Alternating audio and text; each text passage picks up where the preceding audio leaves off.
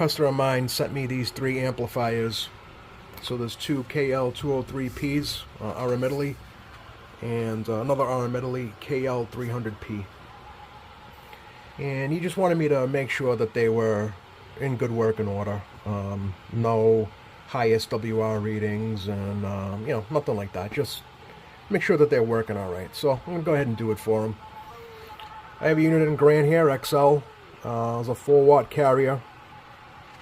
Nothing special about it. That's probably the max you'd probably want to put into any one of these RM Italy amps. So we're going to go ahead and check out the SWR. So it's going to be on that. And then on the bird meter there, we have a 50-watt element with a 5x multiplier. So it's got the PEP kit in it.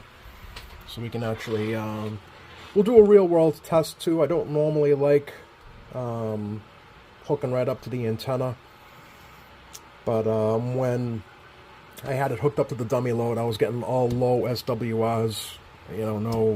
Nothing was out of the ordinary. But I figured I'd just do like a real-world antenna test with these. So, alright, here we go. So, this one's first up. I already have this SWR meter calibrated for this amp.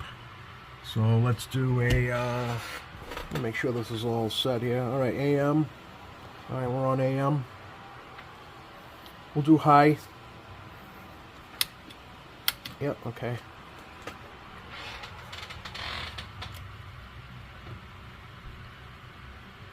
Like a 1.3. Audio.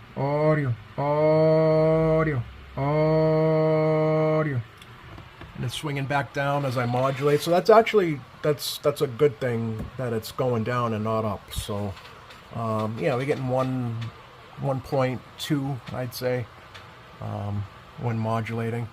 From what I'm told, I'm not I wouldn't say that I'm an expert in amplifiers, but I was told that that's a good thing when that happens. But it also depends on the length of coax you use, a bunch of different things. What's in series with, what you're testing and whatnot. So, but rule of thumb is you do want to see that go backwards and not go up. So, yeah, again, so we got a 50 watt element, 5 times multiplier. Audio. Alright.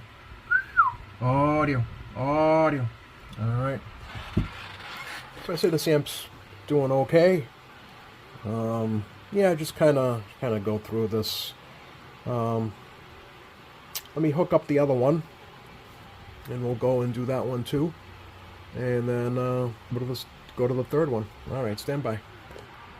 Alright, next up, one of the KL203P amps. Alright, let me turn this thing on and set the SWR.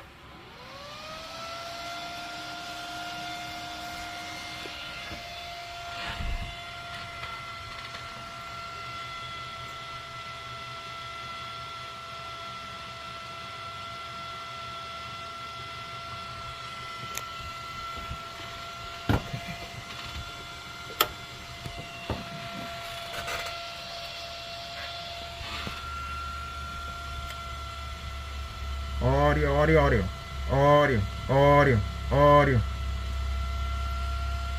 It's getting, yeah, in between 1.1, 1.2, right in between there. Alright. Audio. Alright.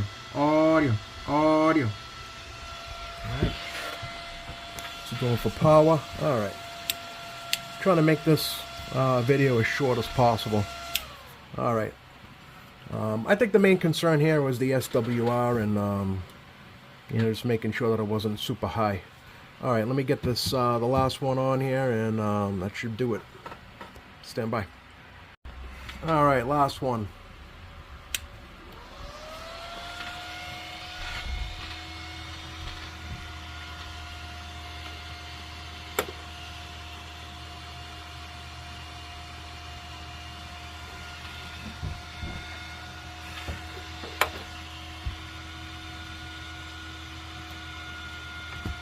audio, audio, audio, audio, audio, audio, audio.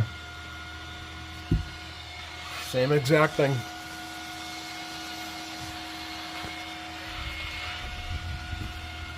Audio, audio, audio, audio, audio. Alright.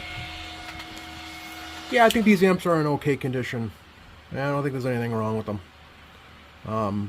Maybe drive them, you know, a little bit lower carrier. I think 4 watts is okay for these. Yeah, that's about it, I guess. I decided to open all 3 of these amps up. Kind of just put my eyes on it, make sure everything is okay. And one of the things that first scared me was where these MOSFETs are soldered to. At first I was like, wow, they missed, you know, that one. They missed, that one's half done. That one's missed. But then once I actually looked inside through here, I could see that it's actually soldered on the other side. So that was kind of a little bit of a scary thing, so don't be surprised if you open yours up and you see that it looks like these solder joints are missed, but technically they're not. But yeah, this KL203P, it's driven, it has 4 MOSFETs on the other side of this board with some heatsink compound facing this aluminum, blue aluminum case. Yeah, you have 1, 2, 3, 4. I looked up the data sheet on them, and it's basically RM Italy's rebranding of whatever was on the shelf. It's RM3 is the MOSFET, but it could be. I think they used, from what I read online, there was like 3 different versions of these MOSFETs that they could have put in these units. So technically, yeah, you kind of don't know what's in there. But another thing that people do is a lot of times when these MOSFETs go, I mean, they are super cheap. When I looked them up online, each MOSFET's $5 right from RM Italy. So it's, you know, that's one of the benefits of a MOSFET, you know, having a MOSFET. But yeah, it was $5, you know, so you really, you know, even if you know, you blow these things up, they're pretty cheap to repair. But a lot of people will also put in the IRF 520s in these once they do blow up. Probably get a little bit more performance out of them. But yeah, that's what's inside one of these. So now, on this KL300P, you can see here we have a 2 transistor. This is RM Italy, but they, you know, it's probably just been rebranded. It's probably an ST, SD1446, 2 of those. And you can see this one's a little bit, in my opinion, better quality build than the 203Ps. So I actually looked up the data sheet on this, and I saw something that was interesting. So I printed it out because I think it might help some people that are actually having high SWR issues with this particular RM Italy amplifier. So here we have, let me put it over here. So here we have the printout of the data sheet. So here's all the specs. You guys can read that, whatever. That's not really important here. What's important is this description.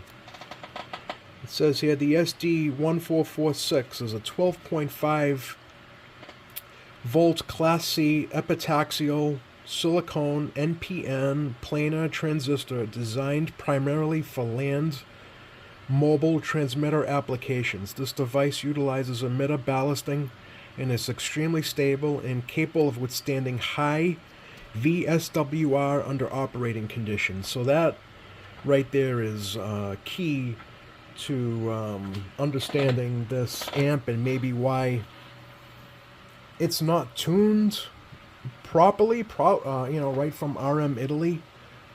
Maybe they're just not concerned with having, super low SWRs, because these transistors are capable of high SWR conditions.